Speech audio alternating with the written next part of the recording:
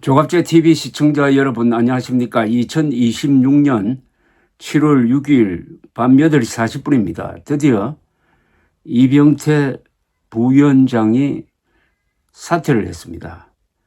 배재고 야구부의 스타벅스 응원가에 쏟아진 비판에 대해서 이 부위원장은 5.18이 성역이 됐다면서 표현의 자유를 무시하고 있는 작금의 사회 분위기를 비판했었습니다. 그리고 논란이 되자 청와대에서 사퇴를 권고를 했습니다. 그리하여 이병태 규제합리화위원회 부위원장이 자진 사퇴 형식으로 물러난 것입니다. 이 부위원장은 여권의 잇따른 사퇴 압박에도 사퇴할 뜻이 없다는 입장을 거듭 밝혔지만은 임명권자인 대통령을 대신하는 청와대가 사안이 매우 엄중한 까닭에 이 부위원장의 사퇴를 권고했다는 입장을 내자 2시간 뒤에 청와대에 사퇴 의사를 전하고 청와대는 이를 수용했다고 합니다. 이 부위원장은 페이스북에 올린 마지막 글에서 임명권자와 정부에 부담을 주어서는 안 된다는 판단과 자진 사퇴 권고에 따라 고심 끝에 부위원장직을 내려놓기로 결정했다고 밝혔습니다. 이 부위원장은 사퇴하면서도 우리 모두에게 성역은 있다. 그렇지만 자신과 일부 집단의 성역을 타인에게 강요하는 사회가 되어서는 안 된다고 했습니다. 광주에 대한 무조건적인 어떤 존경심을 표시해야 된다는 이런 강박관념이 팽배하고 있는 데 대한 불만을 이런 식으로 토로한 겁니다. 특히 권력이 이를 강요하지 않는 것이 민주주의 본질이다. 자유와 방종의 경계마저 권력과 집단이 자의적으로 정의하기 시작하면 그것이 바로 전체주의 시작이라고 했습니다. 국민 개개인의 행동의 범위를 정부가 나서서 제한하기 시작하면 이것은 사생활 침해가 되고 양심의 자유도 침해하고 표현의 자유도 침해하게 된다. 이것은 기본권 침해에 해당되므로 이것은 전체주의적 권력, 더 나아가면 집단 광기가 된다는 경고였습니다. 청와대의 권고에 따라 사퇴하기는 하지만은 5.18이나 광주가 성역이 되어서는 안 된다는 기존 입장을 굽히지 않았습니다. 이 부위원장은 어린 학생들의 스포츠 경기에 쓰인 간단한 구호마저 정치적 도구와 진영 간 이념 대결로 비유하는 현상을 보며 우리 사회가 다른 의견에 조금만 더 유연하고 관대해지기를 호소하고자 했던 것이 제 본의였다고 했습니다. 그러나 결과적으로 제 의도와 무관하게 갈등을 증폭시키는 꼴이 되었다. 정치적 민감성을 제대로 살피지 못한 제 불찰이라고 했습니다. 여전히 우리 사회가 생각을 자유롭게 말할 수 있는 사회로 나아가야 한다고 믿으며 필요한 화두를 던졌다는 자부심에는 변함이 없다고 했습니다.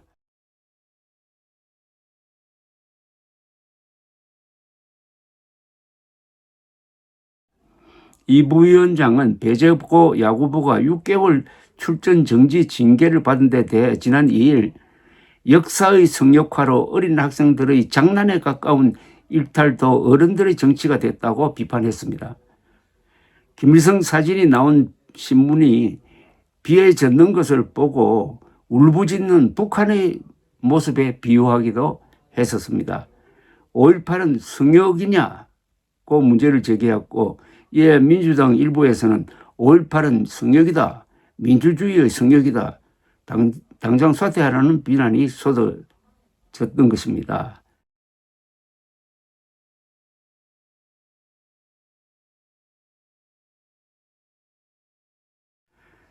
결국 자리에서 물러나기는 했지만은 양심의 자유는 지켰다는 이야기가 되겠습니다.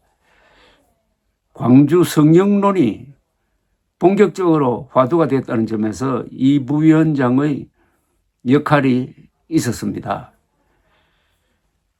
광주를 성역화하기 위해서 대한민국이 희생되고 대한민국의 헌법적 가치 그리고 사실관계도 희생되어야 한다고 주장한다면은 누구나 광주 사람들에게 질문할 권한이 있습니다.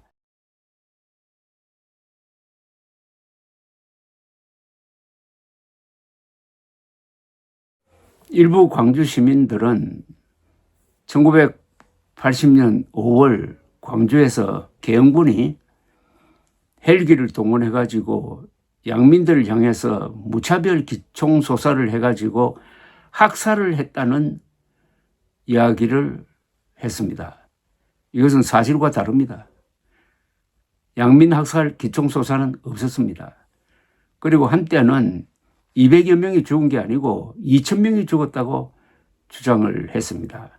2,000명 주장을 반박하는 글을 올린 월간조선에 대해서 불매운 운동을 벌인 적도 있습니다. 전두환 국군보안사령관이 광주에 내려와가지고 직접 발포 명령을 내렸다는 주장도 했습니다. 그러나 이것은 사실이 아닙니다. 계엄군이 시민들을 죽이고 안매장했다는 이야기도 했습니다. 그러나 이것도 증거가 없습니다. 사실이 아니란 이야기죠. 그러면은 광주는 성역이니까 이런 거짓말도 마음대로 할 수 있고 거짓말로 밝혀졌는데도 사과 안 해도 된다. 그러면서 다른 국민들을 향해서는 광주 사람들 기분을 건드리지 마라. 건드리면은 정권이 나서서 손봐준다. 이런 식이 되면은 광주에 사는 사람들 말고 더 많은 한국인들은 가슴에 어떤 감정을 품게 되지 않을까요? 이 감정은 나중에 호남 대 비호남으로 나누어질 수가 있습니다. 특히 민주당 정권이 적극적으로 광주는 성역이다라고 비호하고 나온다면은 결국 국민들은 호남 대 비호남으로 나누어지는 이런 분열상을 겪게 될 것이고 그렇게 되면은 민주당이 총선, 대선 아니라 정권을 날릴 수도 있는 이 자충수가 되지 않을까 하는 생각이 듭니다.